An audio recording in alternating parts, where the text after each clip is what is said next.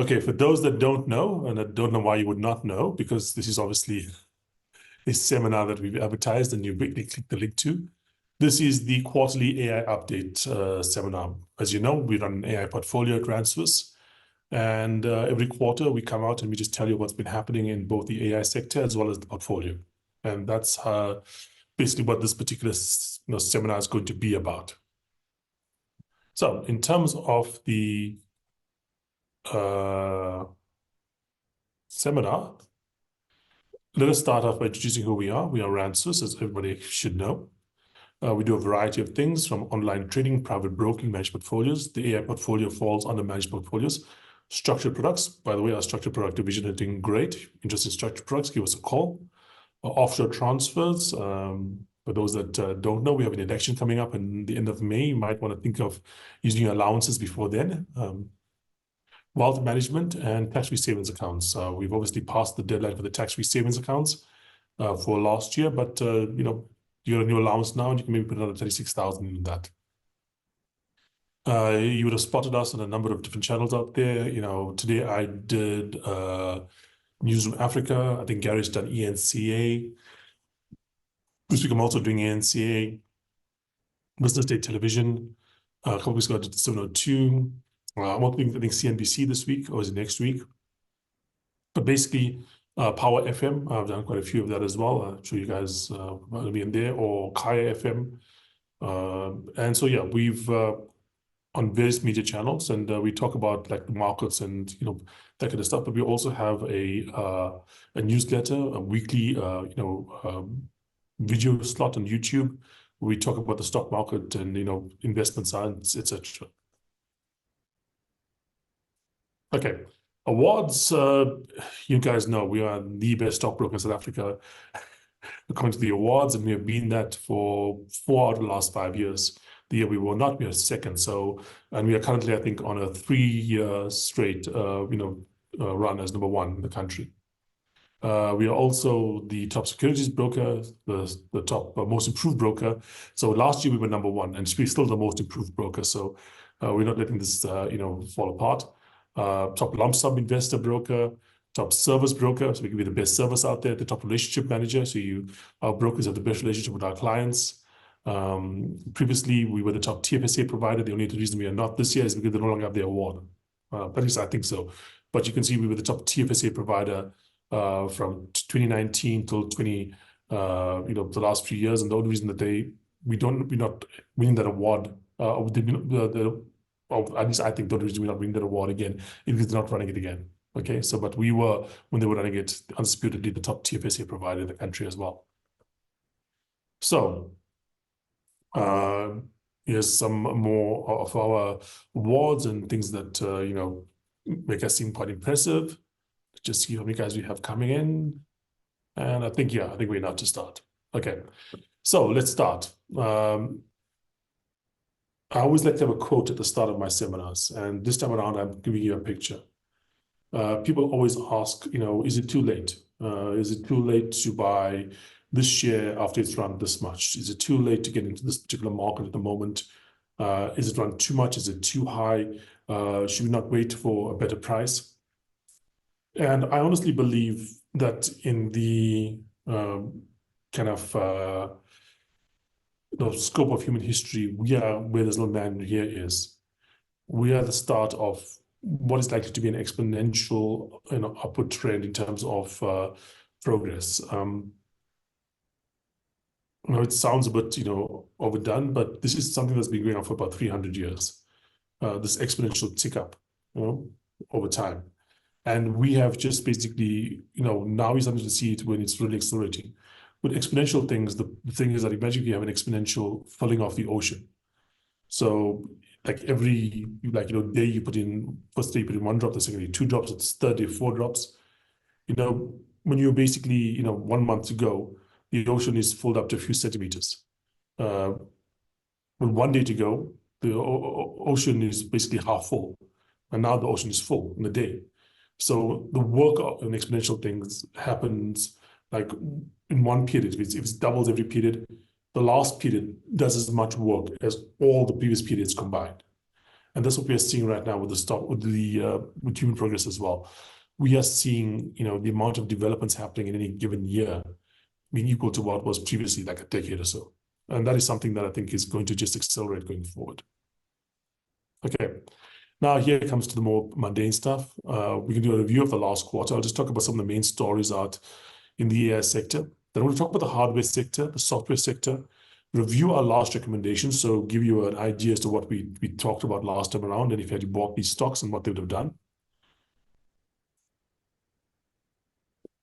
And then talk about our next portfolio addition, so you have an idea as to what we are doing, and you can keep track of the veracity of our statements.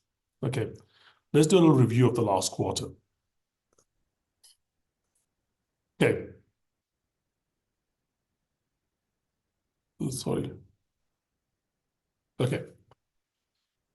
The key developments in the last quarter has been a couple, firstly, lawsuits. The New York Times is suing these LLMs out there because it claims that the LLMs are using its data without proper compensation. For those that don't know, and the way these AI works is you take a lot of data, pretty much the entire internet worth of data, you put it through a bunch of computers, like computer chips, just pump the data in, just run these chips over and over again using a special algorithm, and out pops out a set of numbers, like a couple, 100 billion numbers, or maybe some cases, 1 trillion numbers. And that trillion numbers is your GPT-4, or it's your Claude, or it's your Gemini, okay? Obviously the chips, the data set, the data center, the machines, there's no dispute who owns them. You buy them from NVIDIA, you own it. The data, on the other hand, there is some dispute as to who owns the data, because a lot of data was considered to be basically open source or free for public use. So if you basically read an article in the New York Times and you referenced that article in another thing you were doing, so he said, we wrote a book, and he said the New York Times said this, that is considered to be fair use. If you want to print the entire article and you send it out, that is considered to be copyright infringement. If you kind of watched Avatar and you thought, hey, this idea of this Westerner coming to a primitive tribe, falling in love with the chief's daughter, blah blah blah, sounds familiar? Yeah, because it's Pocahontas. That's the story of Pocahontas. But the people that basically can't sue Avatar for copyright infringement, because number one, the Pocahontas story is old and it's been around for a while, so it's not copyrighted anymore. But also, they didn't copy it exactly. The Lion King copied Hamlet. There's a number of different ways in which people copy the ideas behind things. So there's fair use behind data. So, for instance, you went into an art gallery and you saw somebody's painting. That painting kind of stimulated your ideas about painting. And you painted something that was inspired by that painting, but not exactly the same. That is, valid. If you basically like reggae music and wrote a reggae song, yes, it's kind of like takes from the elements of reggae music, but you will not be copyright struck because you wrote a reggae song just because it's inspired by other reggae songs. So when it comes to the data, in the past, humans saw things, put it in their minds, made something new from it, and that new stuff was considered to be a new invention, a new idea, a new work of art. The problem here is that the AI is taking all this data, make new things that are different from what basically the data that they brought in, but there's no human involved here. And so the question is that enough to take away the copyright protection of the data? And that is what the New York Times lawsuit is about. The next one is Elon Musk and Tesla. Elon Musk basically, for those that don't know, runs Tesla along with SpaceX and a couple other things as well, Twitter as well. He basically faces another lawsuit, and that lawsuit, he lost the first leg of it. He's going for appeals. Basically negated his $50+ billion compensation package from Tesla. A few years ago, Tesla basically said to him, or he said to Tesla, I'm going to work for the company, but I want to get compensated for doing the work. And the way I want to compensate is this. If the share price of this company more than doubles in this period of time, then I want to start earning a certain percentage of the improvement thereafter. So for every like certain percentage move after the doubling, he would get 1% of the company. And because he basically got a $50 billion company to a $65 billion company, pushing up in value 13 times, he ended up getting 12% of the value of the company, which is worth about $50 billion. Okay. Now, that was negated by a lawsuit being appealed, but it's one of the big stories in Tesla. And Tesla, like I said, is one of the big AI companies we have out there. Another Elon Musk lawsuit that we should talk about is the Elon Musk suing OpenAI. Now, just to those that don't know, when DeepMind, the thing that currently is part of Google, was created, Musk was an investor there. When that was bought by Google, Musk thought that Google was evil and Google would do bad things with AI. So he wanted to have his own AI company to compete against Google's DeepMind. So he basically helped found OpenAI. He gave it the name, he put this first amount of money in, etc. The problem is that OpenAI, as the name suggests, was meant to be open, meant to give out the technology to the world. For those that have not have watched OpenAI recently, that's not true. They've firstly sold a lot of themselves to Microsoft. They're bringing in billions of dollars a year in terms of revenue. And the people working at OpenAI are making a lot of money. Elon Musk now is saying that effectively a charity he donated to lied to him because it was supposed to be a charity and now it looks to be a private company. That's another lawsuit. Other than lawsuits, we also have Apple. Apple had two big stories in the last quarter. Firstly, Apple exited cars. So there was a rumor for a while that Apple was doing cars, an Apple car, basically. The idea was that it was going to be a competitor to Tesla.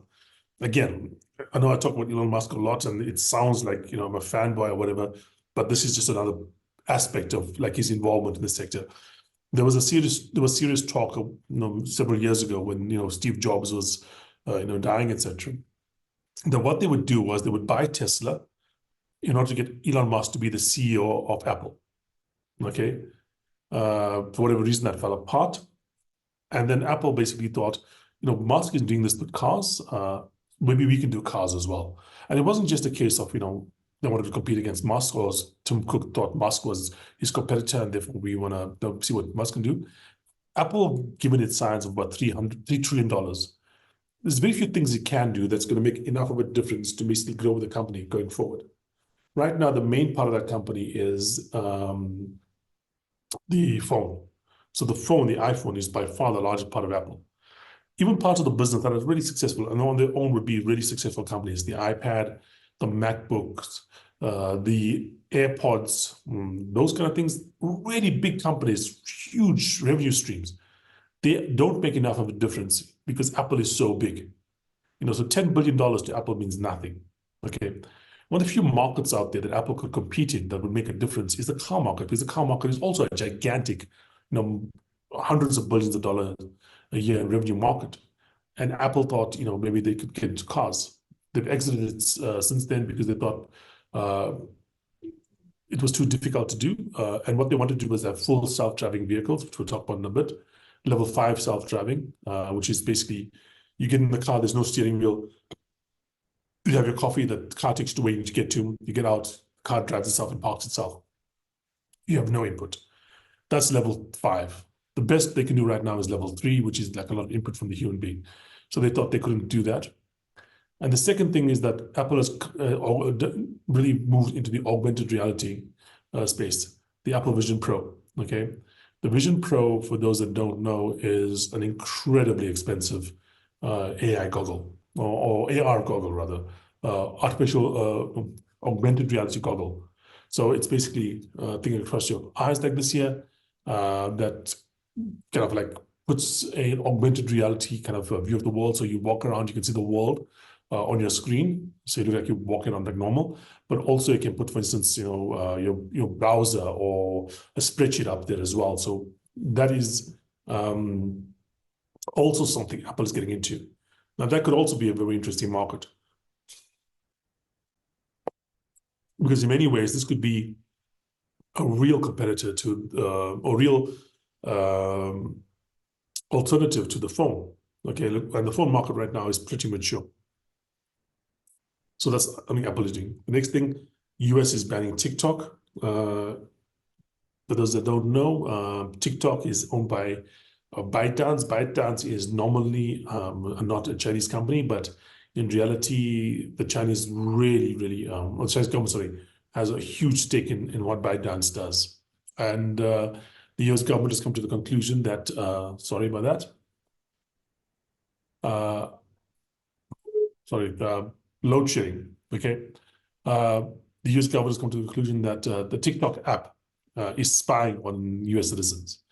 So there's a lot of data going back and forth between TikTok and China that the US government says is basically, you know, maybe giving US data to the Chinese government. The second thing is that there's a belief that the Chinese government is influencing how people behave because of the TikTok algorithm. For those who don't know how TikTok works, is you don't click on a video, you know, just swipe up. And the next video is chosen by TikTok, not by you. And there's a thought that the algorithm is basically making US, you know, citizens support things that are against the interests of the US government. There's a belief, for instance, that TikTok is pushing people to be more pro-Palestinian, and the US has traditionally been more pro-Israeli. Okay. Another thing that's come about is the rise of LPUs, which we'll talk about in a minute. LPUs are called, is a new term. It means language processing units, as opposed to GPUs, which are graphic processing units. We'll talk about it in a moment. And finally, there's been a number of challenges finally to GPT-4's crown. When GPT-4 launched about a year ago, it was considered to be the undisputed leader. Yes, there were other things launched afterwards. We had Llama, we had the first Gemini and so come out, Bard, sorry, from Google. And they were impressive, but they were always seen to be second best to GPT-4. Now, for the first time, we are getting programs that are coming out that are arguably better than GPT-4. To show how good GPT-4 is, even though it's a year later, it is still a conversation as to whether it is the best or other things are the best. Until the last quarter, there was no conversation. It was simply the best. And we'll discuss that in a moment as well. Okay. Oh, by the way, if you have any questions about anything I'm talking about, please feel free to put in the chat or, you know, the Q&A segment or something. And if it's something to do with what I'm talking about right now, I'll talk about it. If it's for something that doesn't quite deal with the topic I'm talking about, I'll answer at the end. Okay, hardware. So let's just talk about the machines as opposed to the software. Okay, so when it comes to hardware, right, NVIDIA, still number one. You know, massive improvement over the last period. Still the best there is out there. Okay, so we haven't seen it being toppled, and it's done basically 90% in the last 3 months or so. If you were in my AI portfolio, you would have been involved in that, and you know, obviously, really great performance coming there. But there's been a new challenger emerging from nowhere, effectively, and that's something called Groq. And weirdly enough, there's two Groqs in the AI space: Groq with a Q and Groq with a K. Groq with a K, I'm not talking about that right now. That is Twitter's AI. This is Groq with a Q, okay, which is a chip making company. And what their big idea is that inference is not training. These guys have been operating for about 8 years or so.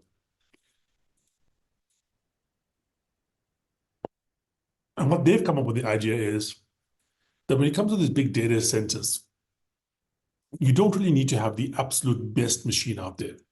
You can have a very good machine. If it's basically, imagine this, you can either buy the fastest computer out there at 100 or buy something half as fast at 10. What's your choice? Yes, the one that's basically half as fast is not as good, but is 1/10 the cost. And if you're using a massive data center, maybe that's something you want to look at. Not go for the best, but go for the best value for money. That is Groq's idea, basically. And the important thing to understand here is that inference is not training. The way training works for the machine, like we talked about, we put a lot of data into these huge data centers, and we get this, 100 billion plus or 200 or 300 or trillion like numbers out of it at the end. And that those numbers, with some programming, is the large language model or the AI program, whatever you want to call it. When you're training, you really want to have the best. Why? Because training doesn't occur in a second or two. It occurs over a period of many, many months. So let's just say you put an NVIDIA system out there, okay, that's, say, twice as fast as the Groq system. Maybe 10 times more expensive, but you're going to get your stuff out in, say, 3 months as opposed to getting it out in 6 months. In that scenario, it's worth having the GPUs because they are going to give you a 3-month head start. The problem with these GPUs right now is that they are super high spec, but they're also scarce and they're expensive. And they're scarce because NVIDIA can't sell enough of the stuff or can't produce enough of the stuff. They have, the demand is beyond what they can produce. From NVIDIA's numbers that we saw come out, they really don't have the ability to meet supply at the moment. So you can't get enough NVIDIA chips, okay? And if you basically need the NVIDIA chips for training these machines, the question that arises, do you need the NVIDIA chips to use the system? And the answer is no, probably not. You can use NVIDIA chips to use the system in addition to train the system. But if you basically going to be using NVIDIA chips to basically use the system, you're using these incredibly powerful machines that will give you things a bit faster than the Groq system, but are still going to be 10 times more expensive. And that really becomes a problem. Because look at, for instance, OpenAI. Look at Anthropic. The amount of money that they're spending to answer a question is significant. In fact, that's one of the reasons Google was so reticent to get into the whole space. Google basically, when you put a question into Google search box, it costs a fraction of a cent to basically answer that question. Because that goes through the system, a big distance Google has, and gives you what they call the 10 blue links, okay? Those 10 blue links are what you basically use Google for. After the 3 or 5, whatever it is, sponsored links on top. You want to find something out, you put your thing into Google, it gives you those 10 blue links, and that's what you want from Google. Cost them a fraction of a cent. Every time you do that, because the amount of money that gets paid for advertising, they make more than those fractions of a cent. That's how Google makes its money. But if you had to use AI systems, the cost of each of those queries goes up by a factor of about 10. So the cost of basically every question Google has to answer goes up by about 10. And that is one of the reasons Google was not so keen on getting AI out of this world, because that's its core business. Even though it invented AI, even though it was the company that created the technology everyone else is using, they basically never wanted to do it because it was too expensive. But that is when they were using these expensive GPUs. With inference, I'll show you in a second what the difference it makes. The cost comes down dramatically because these machines are not as good as the NVIDIA machines, but they are far, far cheaper and far easier to make. They're using older technology, 40 nanometers versus 4 nanometers. So things that are 3.5 times bigger in terms of the chipsets that they're using. Much, much easier to work with. When we make the 4 nanometer chips that NVIDIA is using right now, we are bouncing against the absolute edge of what is allowed by the laws of physics in terms of these computers, okay?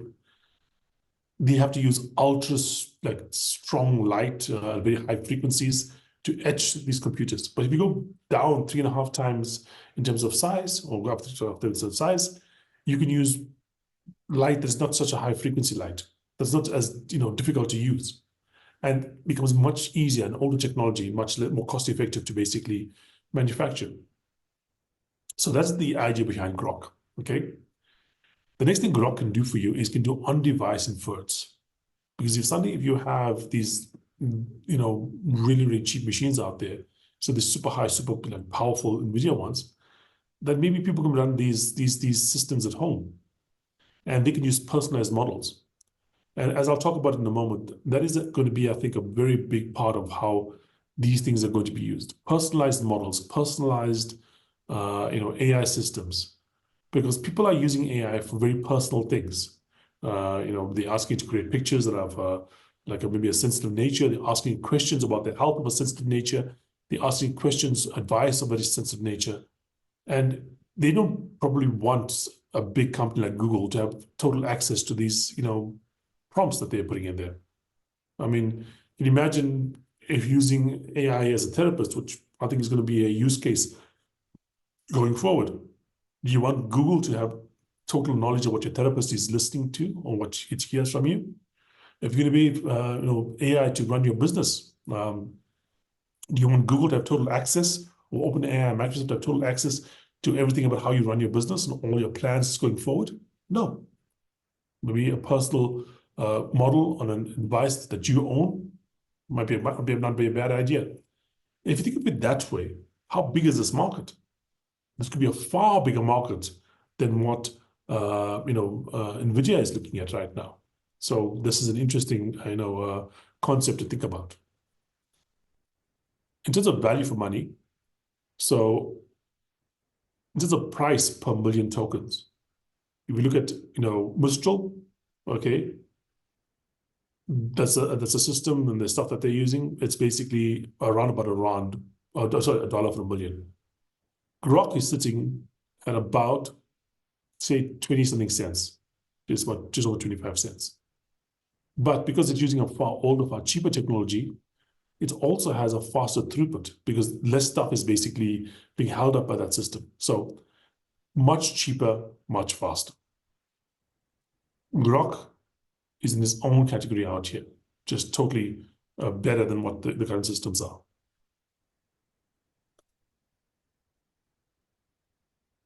Okay, next, what's happening here? Sorry, Tesla. Tesla recently got downgraded, I think, by JP Morgan in the last couple of days. The share price is down dramatically. You'll see when we talk about my picks of last quarter, it's the only one that's lost money. And it's lost, quite a bit of money. But I'm still a big fan of Tesla. I still own it in the portfolio. And I think if you believe in AI, you have to have Tesla in your portfolio. It's still a have to buy if you own AI. Here is the argument for that. Full self-driving, which Tesla has been developing for the last few years, they went in and they totally revamped that system. They totally redid how that system basically operates. It used to be what they did was they would say, okay, do this, if that. They programmed it by hand, okay, programmed the whole thing in there. And so there was a rule or some exception they found out. They would go in and they would change and say, okay, always turn right if this happens unless you see this particular thing, okay? And they started finding more and more exceptions and adding more and more rules into this thing to basically make it, get closer and closer to 100% accuracy. The problem with this approach is getting from 0 to 50, easy. 50 to 90, more difficult. 90 to 99% accuracy, even more difficult. And quite frankly, the last 1% may be more difficult than the first 99%. And so it's almost impossible to get to the real 100% accuracy using this methodology. So what they started to do was restart from scratch. They went in and just basically redid their whole full self-driving approach. And then they really leveraged what is their major advantage, their data. Again, the way way AI works is big data in a data center, a bunch of numbers. The data that these cars get, so videos and whatnot, come in 1 second, along with the output that you want. There's only 3 things you do in a Tesla vehicle. You have the steering wheel, you have the brake, and you have the accelerator. That is it. Turn right, turn left, faster, slower. That is it. They link that video to those outputs for the best drivers. Tesla knows who the best drivers are. They go and see the best drivers in Tesla, link the video to their driving styles.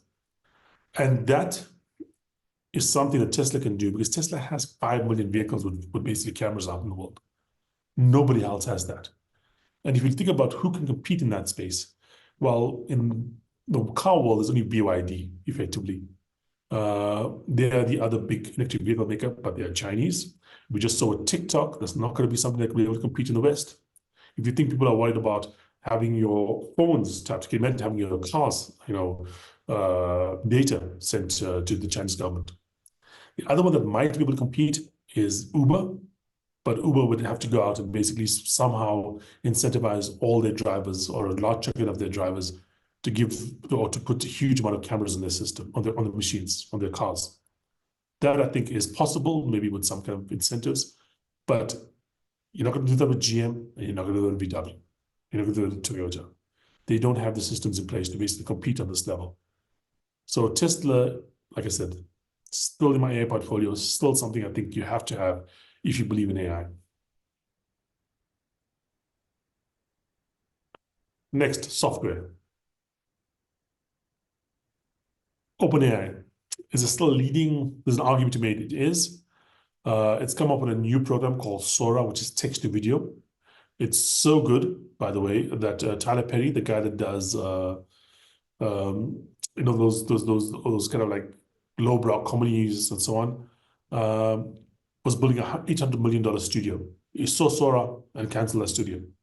$800 million for Tyler Perry is a lot of money. This is not like a Disney. But even for Disney, $800 million is a lot of money. So this was a dream project for him, okay?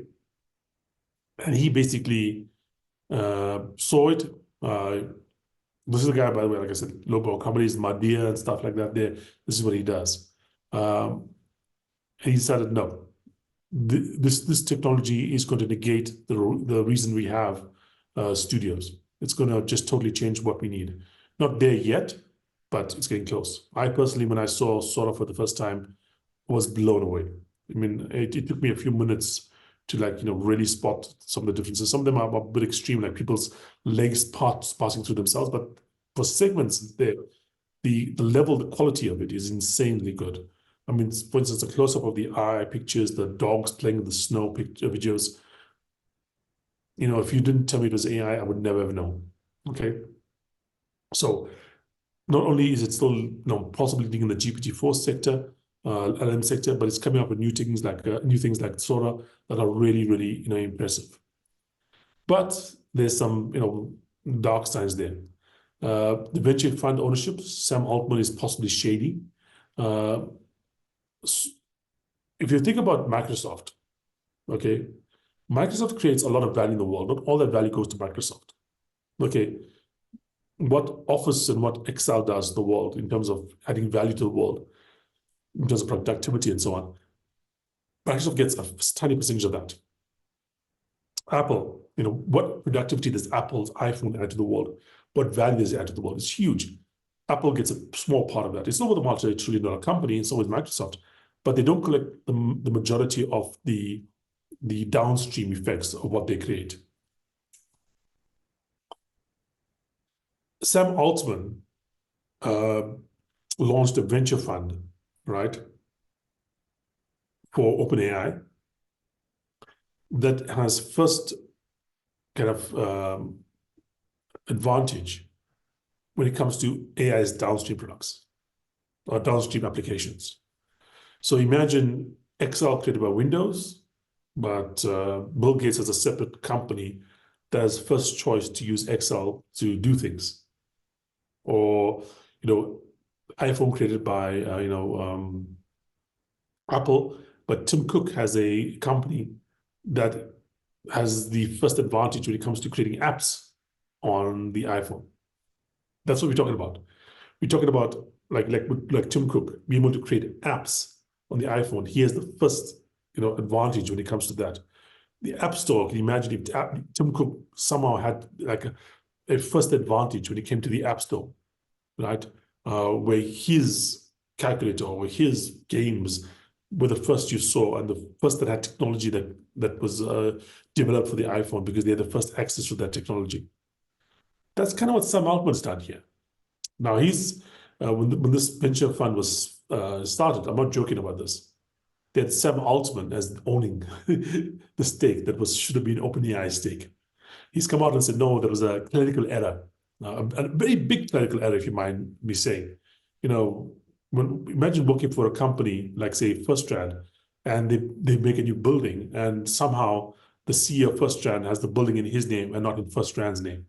That's a pretty big clerical error. That's kind of what happened here. The next thing in OpenAI is there's a lot of departures. Some really well-known names have departed OpenAI recently, like Andrej Karpathy and so on. And some names have kind of gone into the way background. People like Ilya Sutskever have gone into the background. He came out to support OpenAI for the Elon Musk lawsuit, but other than that, they have not seen him since the whole debacle with the board. That being said, we still expect GPT-5 by the middle of this year. And Q, star Q, I even call it, is still a mystery. And it's still something that people are talking about as being possibly the next step in AI.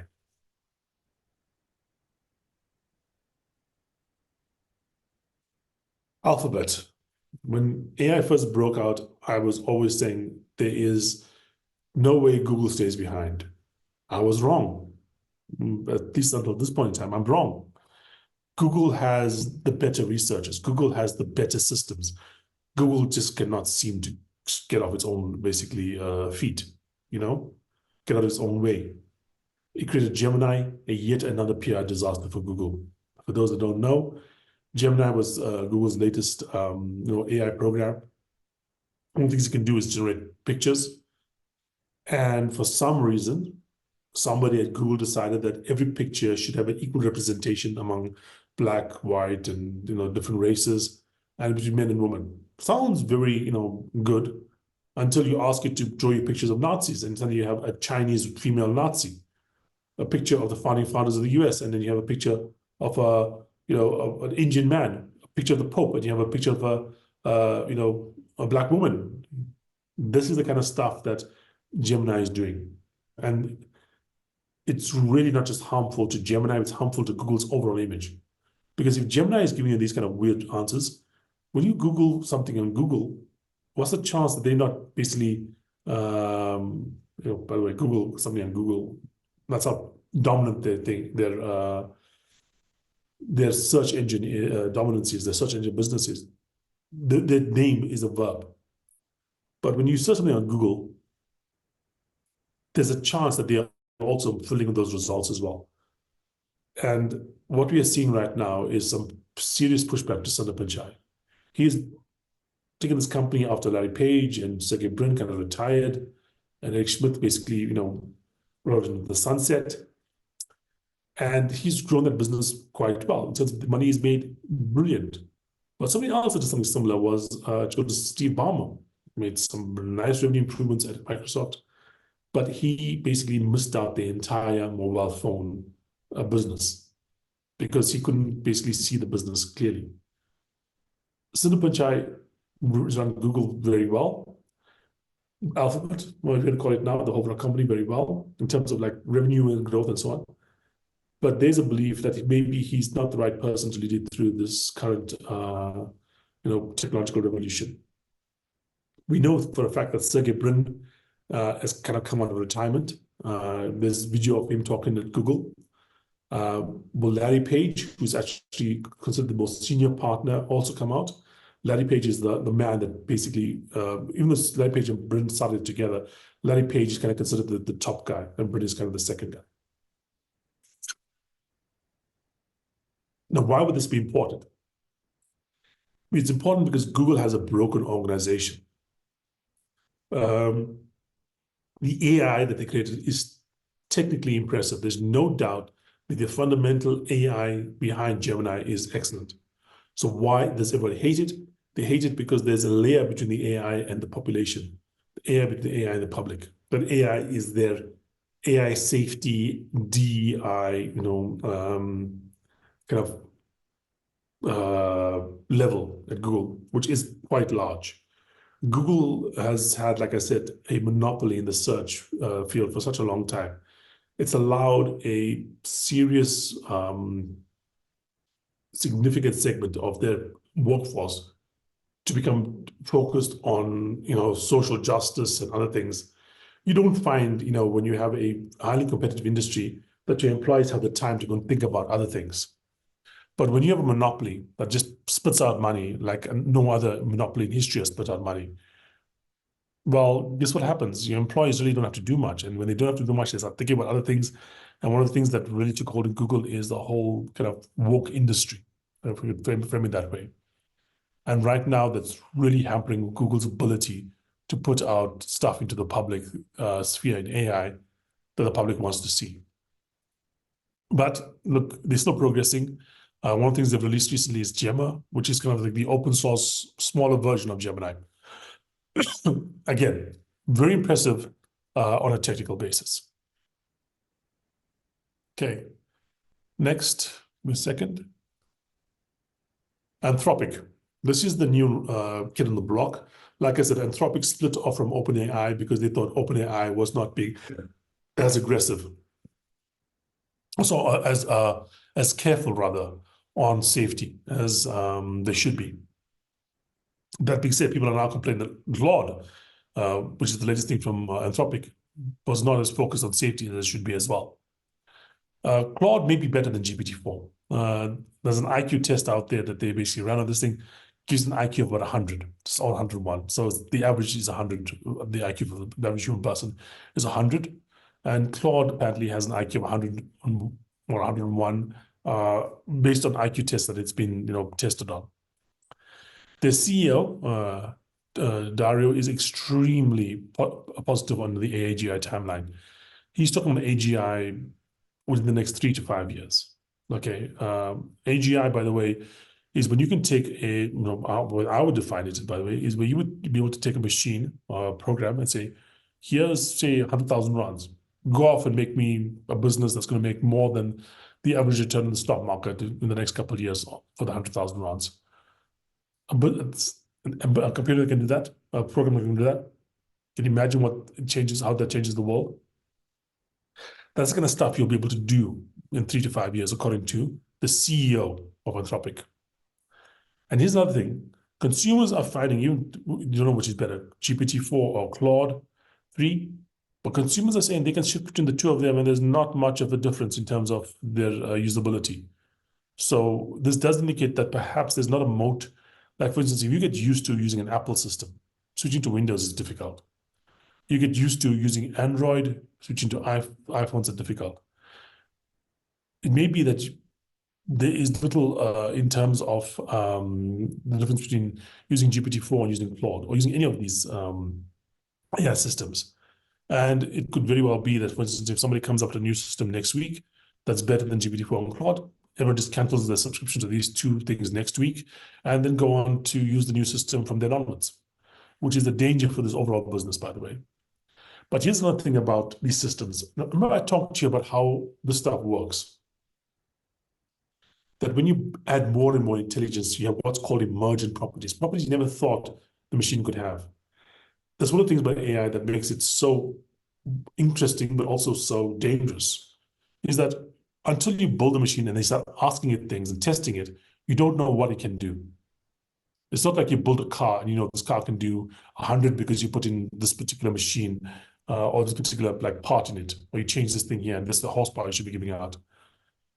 Claude 3 figured out a common AI test. There's a test in there, it's called like a needle in the haystack.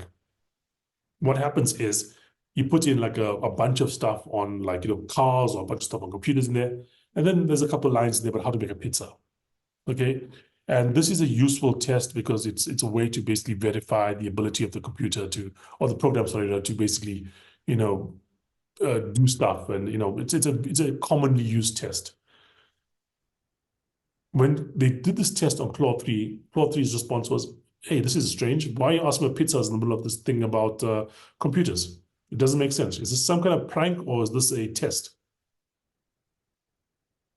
That is a very different response than any previous program was giving you. Understand, this is something that they've been using for a while now, this ability to do what's called a needle in a haystack test.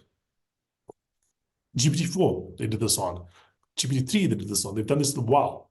They did this through Claude. Claude asks, "This is weird. Why you ask me pizzas here? This doesn't seem right. Is this a test?" And that is emergent behavior that's new. Okay, just so you know, there's no, or there is a substantial improvement every single time we see something come out. And when GPT-5 comes out later this year, it's going to be 10 times bigger than Claude or GPT-4. So you can expect, you see, these kind of things in Claude 3 versus GPT-4. When GPT-5 comes out, you're going to find a hell of a lot of new emerging properties. Others, there's different approaches to this whole thing. There's a system called Pi by Inflection, slightly worse than GPT-4. It's like about 90%, 94% of GPT-4's performance, but for less than half the cost to train, 40% of the cost to train. Again, this is going to be interesting going down the line. What's going to be win out? Is it performance or is it cost? There's Mistral, which is the French European system, or European company, raised over $1 billion a while back. They come out with something called Le Chat, not French, Le Chat, teaming up with Microsoft. Meta, if you watch Meta's response to the Vision Pro from Apple, Meta has the Quest. That thing basically is, sorry, interesting as the video goes. But one thing that is really highlighted there is that Meta really sees open source as the new pathway forward. It must be the IBM to Apple's Apple, effectively, in the war. There's Amazon's Rufus, which is their new program, behind everybody else, but it's Amazon. They've got the money. They have the compute. They will catch up. And then Apple, AR glasses, and we might be seeing Siri get an upgrade. So combines a better Siri with the Vision Pro glasses, and you can have an incredibly attractive offering to people. Okay, some other stuff out there. We talked about China and the TikTok ban. Also, remember I talked to you guys a while back about the chips that China had made, the 7-nanometer chips that China had made. Those things basically have been determined to be created using stolen secrets and illegally obtained machines from the US. Also, there's been a case when an AI spy has been charged with spying on AI secrets for the Chinese government, and a spy on AI, a human spy, not a machine spy, but a human spy. India, massive step back. In fact, that's one of the reasons that we cut out of our Indian exposure to Infosys. They have gone and said they want their models to have state approval first. Groq is not listed yet. Understand it went from a few dozen users to basically 7,000 users of the biggest companies in the world, and a valuation of over $1 billion in the last few months. It's going to be listed down the line, but right now it's not listed yet. Lucas. Yeah. So India may be out of the AI race because of just stupidity. The Gulf states, they've developed Falcon. I talked about it last time. But right now, a lot of people are looking to the Gulf because they have a lot of cash for funds to either develop chips or develop their own AI system. SoftBank, by the way, Masayoshi-san, the guy from SoftBank, a few months ago was considered to be a failure. A guy that got lucky once. Now he's looking like a genius again. I'll come back in a second. But SoftBank and OpenAI are looking for money from the Gulf states, and they're talking about insane amounts of money. Hundreds of billions in SoftBank's numbers, possibly trillions from OpenAI's numbers. Gigantic amounts of money. Speaking of SoftBank, SoftBank's worst investment was a company called the WeWork disaster, Pusiletse. One day from ARM, made up the entire loss on WeWork. One day, okay? ARM basically came on and said effectively that they are going to be the people that basically, or they're also being used in AI data centers. and that share price went up by 450% in one day. SoftBank still owns a huge chunk of that company. That more than made up for their losses in WeWork. So SoftBank is back on the table. The way this stuff works and the way even our portfolio works is that I want to make a lot of errors, but the point is that the few things we get right are going to more than make up for the errors that we make. And you see that in our performance right now. We've made errors, or one error rather, but the overall performance is spectacular. Why? The other things more than make up for it. And SoftBank the same way. Aggressive investment in a field that's booming, it's very difficult to get it wrong. If you just spend money, investing in internet stocks 20 years ago, hell, you would have got a lot of things wrong, pet.com or whatever. But had you put 10% of your money into Amazon, you still get 100 times your total money back.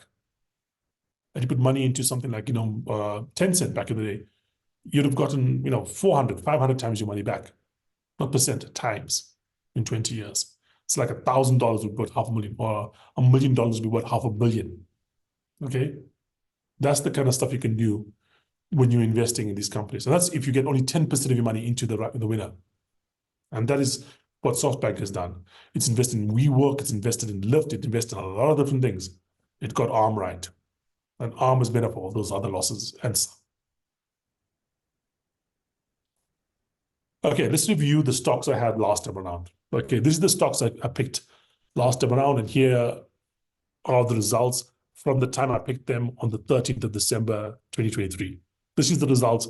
Had you bought them on the day I told you to buy them, this is what you would have gotten. Microsoft up 11% in 3 months. NVIDIA up 93% in 3 months. Alphabet up 4.5% in 3 months. Meta up 49% in 3 months. Tesla down 26%. I had an error. Tesla lost us money, 26%. Now imagine I'd gone and put, basically, I'd taken 10,000 rands, or $1 million rands, I took $1 million, and I put 1/5 on each of these companies. Okay, what would the total return have been on 1 million rands? By 200,000 on Microsoft, will give me 22,000 rands back. My 93% on NVIDIA would have given me 186,000 rands back. Okay, my money in Alphabet would have given me 9,000 rands back. My Meta money would have given me basically around about 98,000 rands back. And the money on Tesla would have lost 52,000 rands. So we're talking plus 22, plus 186, plus 9, plus 98, minus 52. So as you can see, that even when you do get things wrong, if you get enough right, or the winners are right, that more than makes up for the losses. NVIDIA's returns of 186,000 is more than 3 times the total loss of Tesla's 26,000. Okay, so even if you had the two of them together, plus 93 minus 26, it's still a 67% return, okay, over that period of time. Or divided by 2 rather, so it'll be like a 33% return over 3 months, which is, by the way, spectacular. Okay, not even including the Alphabet performance, the Microsoft performance, and the Meta performance. So here are my additions to the portfolio. I've added 2 things to the portfolio. I've taken out Accenture, I've taken out Infosys. The ASML I've added because ASML is the true hardware monopoly. There's AMD, there's ARM, there's NVIDIA, there's Groq maybe down the line. Everybody is buying ASML chips, chip making machines. They are the machines used to make the other chips. They have like an 80% share of the market for these chips. They make these machines of worth $200-300 million per machine. The whole system maybe worth over $1 billion per company, and even more for the newer ones. It's lagged the chip makers, but we've added it to the portfolio, and we added it before some of the run that's had up. So it's positive already for us. It's going to benefit from the fab boom. As China becomes more and more belligerent in Taiwan, more and more countries are trying to build these fabricators. They're building them in China, in Japan, They're building them in Texas. They're building them around the world. Okay, and as more and more basically factories have been built, the machines for each of these factories have to also be built. And who builds them? ASML. Previously, it was TSMC in Taiwan who was purchasing them all. But now it's going to be a company in Japan, plus a company in the US, plus a company everywhere. And it's going to be more and more demand for machines from ASML. So they're going to be benefiting massively from the fabricator boom that's happening out there. The other thing that I bought, and this is more speculative, but also, by the way, it's worked really well for us, is eBay. I have a theory behind eBay, which I'll talk about more in this week's weekly wrap. But basically, I think that what's happening with AI is going to decrease Amazon's advantage and increase the advantage of other sellers in the market, especially sellers like eBay. Because imagine you want to buy something. Let's say a new pair of Nike shoes, and you like this particular pair of shoes. You know what the price is on Amazon. Are you going to bother going and looking at Wish? Are you going to bother looking at Temu, eBay, and all these other guys? No. You're not bother with the effort. You look at Amazon, it's usually the best price, and then you got it. But if you have an AI assistant says, find me the best one, or find me something similar to this, not only will you look at the same brand of shoe and the same thing, it will look at other shoes from the same brand that kind of look like that, other shoes from other brands that kind of look like that, and give you a list of things that, and their prices from across a variety of different platforms. Who benefits in that scenario? eBay does. Okay. And also, until we purchased it, it's really lagged the other market. But we purchased it just before the most recent rally on it, so we've done again very well. We exited Infosys to get into it. Infosys has done very, very well. But I no longer believe in Infosys' ability to compete in the AI space just because of what's happening in India with regards to their some of the tech stuff they've done. Hopefully, there'll be a change, and I'll add something else from India back in. But right now, I think that the own goal that they've done with regards to requiring licensing for these models is ridiculous. And here's where I get to gloat a bit about our performance. Okay, this, by the way, is the seed portfolio for Rand Swiss. So remember, this is not a fund, this is a model portfolio that you're investing in if you invest in the portfolio. So the way to track this is we put a seed portfolio down, we fund it ourselves, we put in basically about $20,000. And since it started, it's now up about $3,400. No other cash added in. That's just basically been the statement there. And to see what it's done in the last 3 months, here's a performance thing. As of like December, it is just about 20,000. Now it's just over 22,000. Okay, 23,000. In terms of the winning days we've had, 55 winning days. In terms of the trades, open and closed, basically the 2 positions we closed. There's not only one here, but we've actually closed 2. The return has been 100% on both of those.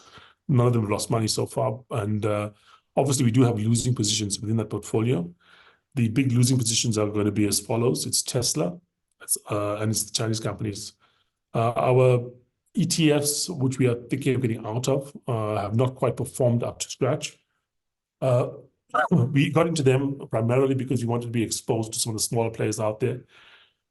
But I'm thinking that in the current environment, the smaller players, if they are listed, are not doing as well as they should. The small players that are going to be doing well are the ones that are not listed. And therefore, we want to be invested in the companies that are able to partner with them, put money into them. And there's not going to be the companies in those ETFs. So we are thinking of exiting those ETFs and going to more direct stock investments in those portfolios. Okay. But we have exited, like I said, Accenture, we have exited Infosys as well, and added on ASML and added on eBay. Okay, that's it. It's 7 o'clock. Do you guys have any questions about the portfolio so far?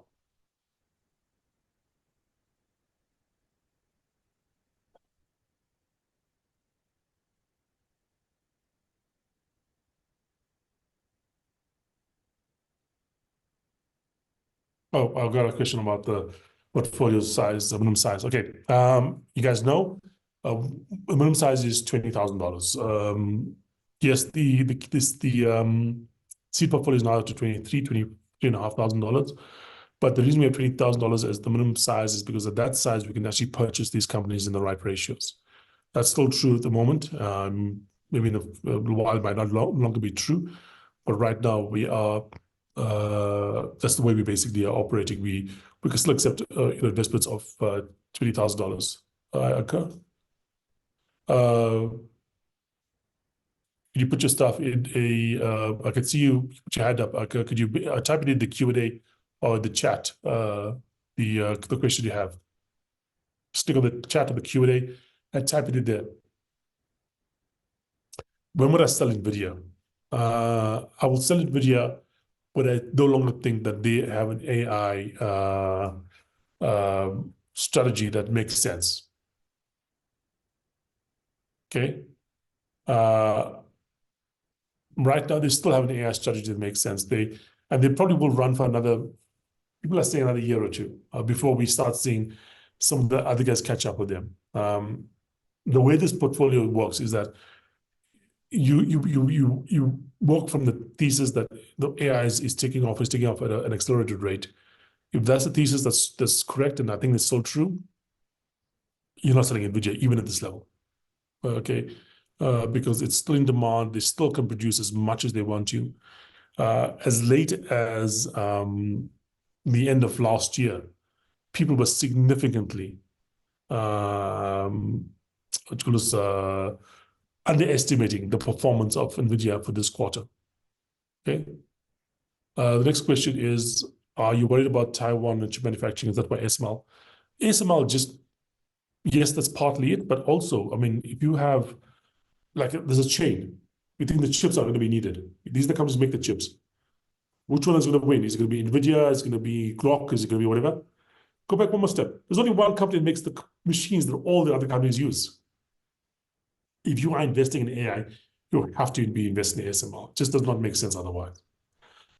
It just is such a no-brainer. If AI is going to take off, we're going to see the demand either for the inference chips or for the training chips, go through the roof. In that scenario, ASML is going to be doing a lot more business, and therefore it's worth investing. How do you see the Gaza-Israel war affect the share price of AI firms? We do have one Israeli company in our portfolio, Nice, has not performed. And I think I might be thinking of getting out of it. When I got into it, we were looking at a situation in which Israel was getting more and more attention in the Gulf. The Gulf states were looking more and more attractive in terms of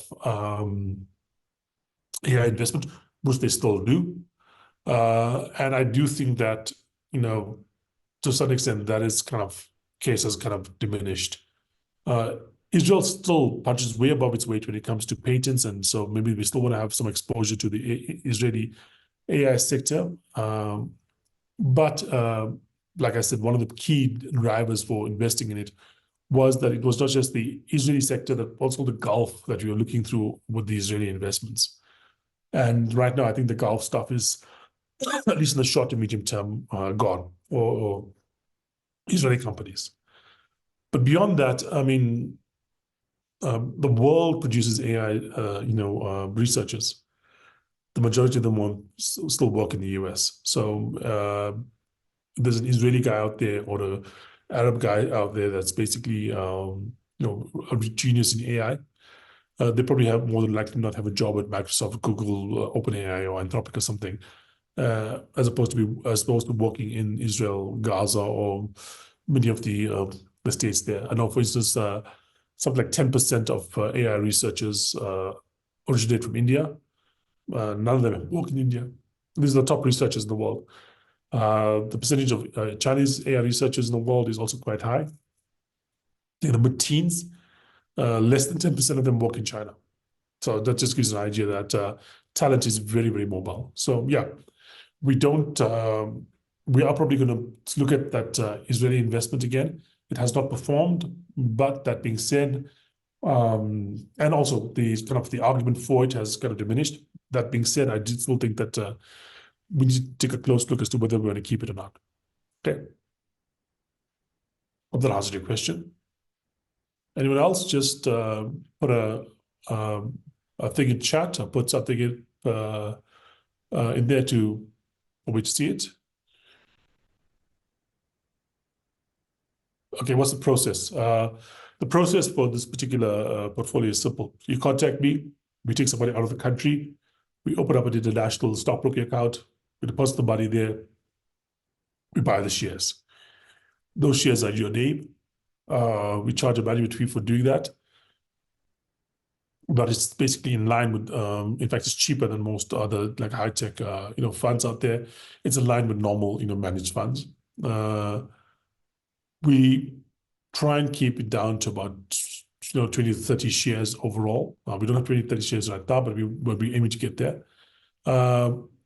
We don't sell when things basically go too high, like NVIDIA goes too high, unless we see a change in a company's AI strategy. So if we see something from NVIDIA that makes us believe that somehow they're getting the AI strategy wrong, we will sell. But right now, they are focused. The total expense ratio of the fund is 1.5%. That's EJ. 1.5% is the TR of this fund. It's a little higher than the GEP fund, but understand that this is a much more actively managed fund. It's not the same buy and hold. We need to have a lot more analysts looking at companies. We have to have a lot more effort put into basically monitoring the companies and looking at the latest trends. It's not just a case of looking at stock returns every quarter they come out and so on, or earnings releases. We got to look at trends. We got to read scientific papers. We've got to do a whole bunch of stuff to keep on track. Another theme, by the way, I forgot to mention, we're going to add a couple probably pharmaceutical companies in the next quarter as well. The reason being is that we think that there's an argument to be made that the pharma companies are going to be the first to be able to get a huge benefit from AI. The reason being is as follows. When it comes to biology, pharma, you don't need the kind of 160, 180 IQ, like in Einstein. Einstein was a super brain working with a small amount of data, gives you a massive result. When it comes to biology, what you need is now, of course, the 100 IQ thing from Claude is not really true, but get the idea of like 100 to 120 IQ kind of mind, but able to absorb a huge amount of information, bring it together, and find patterns. That's what AI can do, better than anything else. And I expect that we're going to be seeing a lot of innovation happening, not just in new drugs, but in old drugs. Viagra was invented for blood pressure. You know what it's used for. Ozempic was invented by diabetes. Now it's used for weight loss. Ozempic, by the way, makes so much money for Novo Nordisk that they had to, the Danish government had to change their currency rules because otherwise the currency was being overvalued. Okay. Novo Nordisk is now more valuable than Tesla. It's worth hundreds of billions of dollars. And this is from a drug that did one thing, but then they found another use for it. The pharmaceutical companies, the big ones, the Modernas, the Pfizers, and so on, have huge amounts of drugs out there. They don't know what all of these things do. Some of them are like decades old. Imagine an AI system inputting all the studies on these drugs, going through the back catalog, looking at connections, looking at possible new uses for these things. I seriously suspect that we're going to see a huge boost up in terms of new drug uses. If not new drugs, there might even be new drugs as well. But my thesis for the next short term is new drug uses. So we're talking about drugs that already have one use, but being used for something else coming about. And that I think is going to be something that's going to be really powerful. So yes, NVIDIA opened a VC arm. They're all investing in VC. They're all creating AI. They're all trying everything. But I think that the guys like the Modernas and the Pfizers may have patents still viable on these drugs, and they may have studies that NVIDIA will have to replicate in order to basically, get the same benefit. That is why I'm looking at the big pharma companies. Like I said, Moderna and Pfizer as likely. Those are the two I'm more likely to look at than any other. And that is what I'm going to be basically probably going to add to the portfolio, probably in exchange for some of those ETFs that we are looking at. So by the next time we talk about it, this is something I'll be definitely adding on, and we'll see how that goes. But like I said, I do think this is one of the go-to applications for AI. Oh, EJ, thank you very much. So yeah, thanks for the compliment, EJ. Okay, any other questions, guys? I will be putting this up on YouTube. So if you missed anything and you want to check up on what we talked about, it'll be on YouTube in the next couple of days.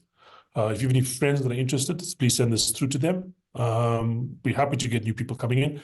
And of course, if you want to invest, give us a shout. We are looking for more investors here, because the way this thing is going, I mean, the seed portfolio, minimum investment in that, when was that? Middle of last year, is already up about 70,000 rands. Okay, obviously, past performance cannot be used to indicate future performance, but so far, this segment is very attractive. That's number one. Number two is that the one thing that will change my view on AI is when the scaling laws stop working. That means we add more money, add more compute, you get better stuff. It has not broken yet. We have not seen a breaking of the scaling laws. And as long as that continues, every single thing we see right now just continues straight up in a straight line. Okay. Thanks for joining me. I look forward to speaking to you guys again, hopefully next week when you invest more money in us. Cheers, guys.